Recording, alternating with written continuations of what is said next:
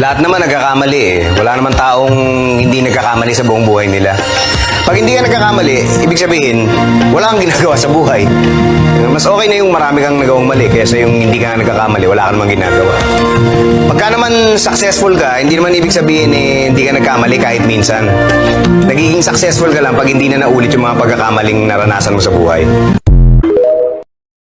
O ano, saan, sino, bakit, sa panong paraan. Minsan, ang swerte mo nasa paligid lang.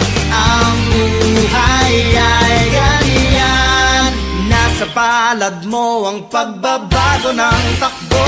At walang mangyayari kung hindi mo susubukan. Magbukas ka ng